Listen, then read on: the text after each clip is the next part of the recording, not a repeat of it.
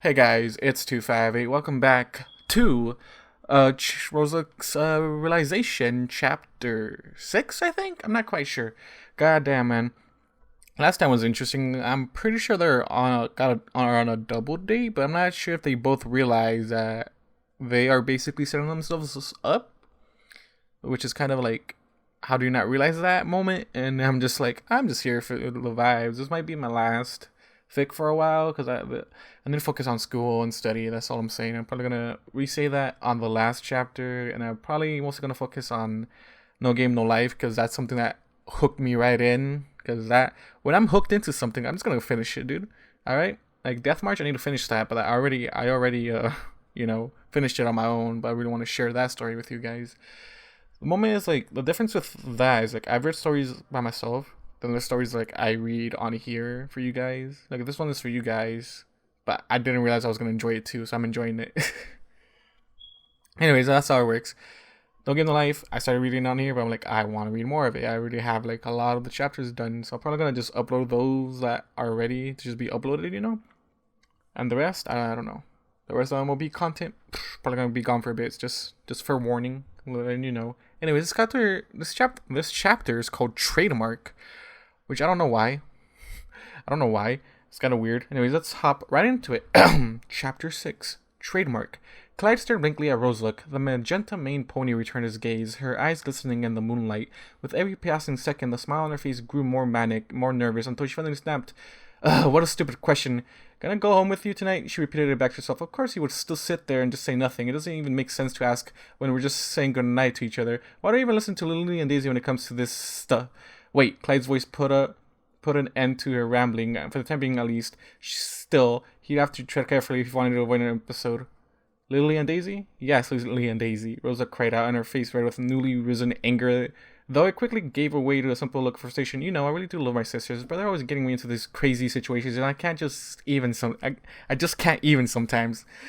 Clyde knelt in front of his distraught friend, extending a hand towards her. He ran his fingers through her disheveled mane, her stress visibly melting away as his fingers ran through each and every lock. Look, I don't really know what's going on, but I know it's bothering you. Yeah, I was like omitted, her blush deepening even further. It's just, how do I word it? No matter what you say, I won't judge you. I'd like to think we're friends now, Rose, Clyde assured her, refocusing his efforts on her left ear. Oh, that feels heavenly, Roseluck mewed. You're so lucky you have fingers. Never leave home without him, Clyde chuckled, earning a light jab from her. Sorry, that was a pretty stupid joke. Roseluck just giggled, so he continued. Anyways, what's bothering you? Roseluck giggle fit ceased, and she fell to her haunches. I guess I should start from the beginning. So Lily Daisy, we were at home preparing for the banquet when Lily asked me a question. Oh, Clyde responded, popping down next to his friend with a chuckle. You might, knowing Lily, I'm sure it was quite the scene. I better go get some popcorn. Rosa grinned up. Shut up, now you know. Shut up, now you know Lily. She's always got some crazy plans involving us. Well, hey, Clyde smiled, stroking her mane. At least you can't say she doesn't care about you and Daisy. Just me when I say that. Back in my world, not even family is as tightly knit as they are here. Roseluck was all too happy to return his smile. Yeah, even through all the silliness, I wouldn't trade her for anything in the world. So now that we got the obligatory cheesy moment out of the way, what did she say? Bro, Roseluck's gaze fell to the ground, one hoof moving to scratch nervously at the other. She wanted to know what I thought of you. Can't say I see the big deal about that, Clyde laughed. Hopefully you only had good things to say.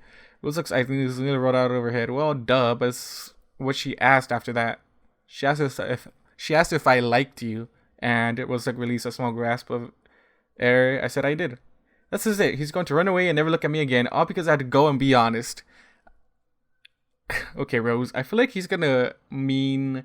I think he means like the friends sort of way, or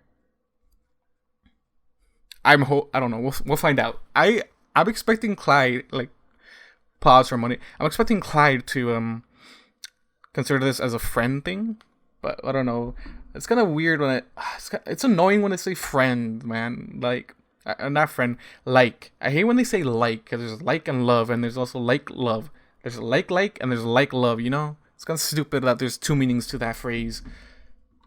Anyway, so. Flashback.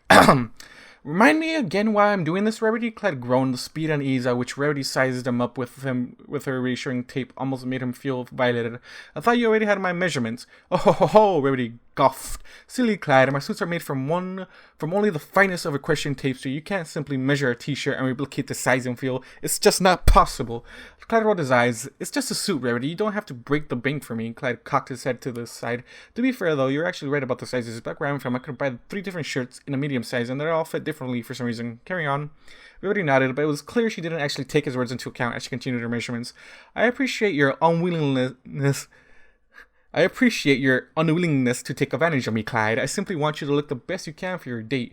With a loud crack, Rarity magically slammed her tape down and... Fini. So I can finally move, Clyde asked, relief floating through him. I was beginning to worry that I'd be frozen like that. I can always arrange if you like to take over my ponykins, Rarity tittered, eliciting the slightest of chuckles from Clyde, who wasn't sure if she was entirely joking. But I'm afraid you missed your dinner plans. Oh, but I'm afraid you missed your dinner plans. Why would I want to offend Roseluck when I'm showing? Clyde laughed nervously. Imagine telling her that I picked up being frozen over going on a date with her.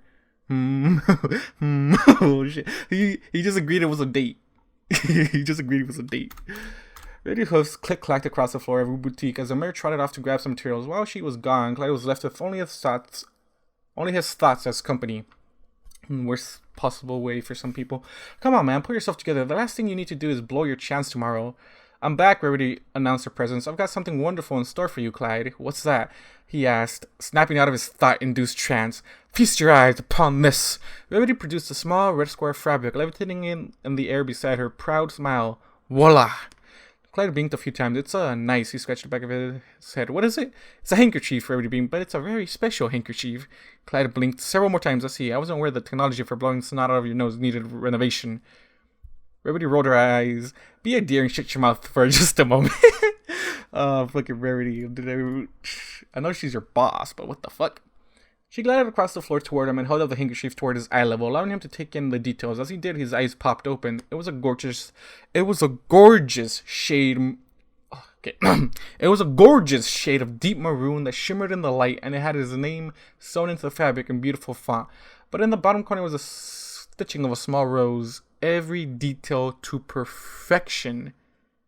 Rarity, Clyde took the item into his hand. This is lovely, but why would you put a rose? Rarity chuckled. Dear, I've been in the nice dinner with a friend game long enough to know when something is a tad bit more special than that. Now, not only will you have a lovely accessory to complement your outfit, but if the moment is right, you can tell her this handkerchief was made especially for her, which will undoubtedly warm her heart, but if not, you may simply have a pleasant night and go your separate ways. Clyde once again blinked. So it's basically romance insurance. Exactly! Rarity winked at him. It doesn't hurt to have something extra in your back pocket. Literally. What? Wait, fam. I don't know. Okay, sir. Okay. He denies it being a date, but he's like, I don't want to disappoint her now. I don't know what... I don't know. Okay. I'm guessing by the next line, I'm sorry if I spoil it. A sniffle drew him back to reality. I'm assuming by that, Rose already anticipated her denial.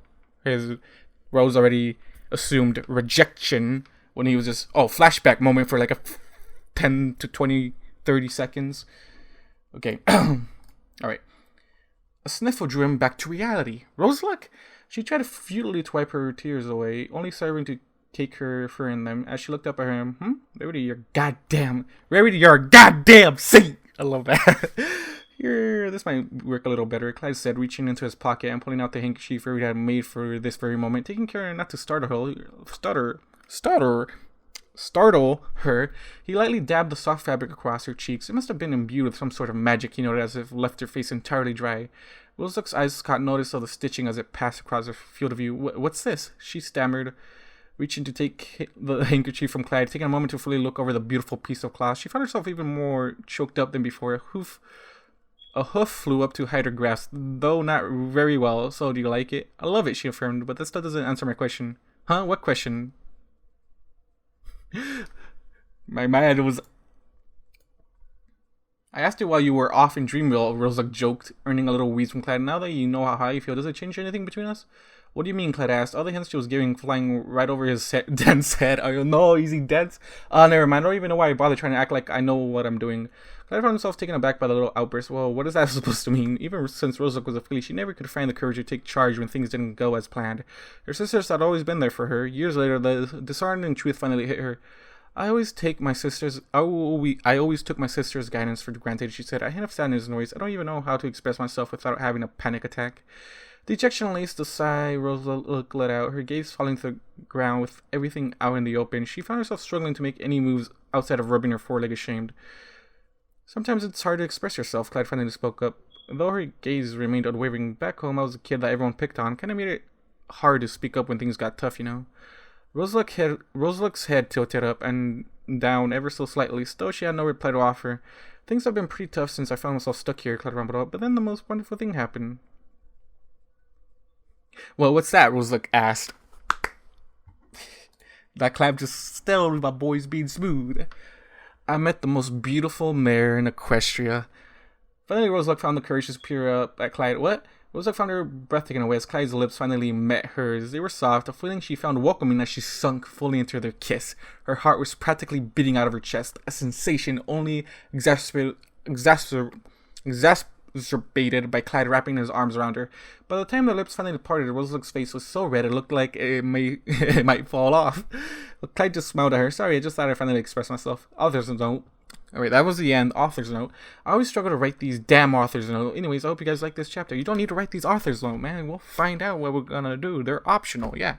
Boy, goddamn. Anyways, guys, we finally got this romance going. That's good. I get a little stirring of the pot. Anyways, guys, thank you guys for watching this, and what you guys do, and I'll see you guys in the next one. Goodbye. I'm so broken here, yeah, I'm an outcast. No, I never fit in, but I outlast all these money pop fiends with the color pop dreams. Rather come up on my own, cause they out fast.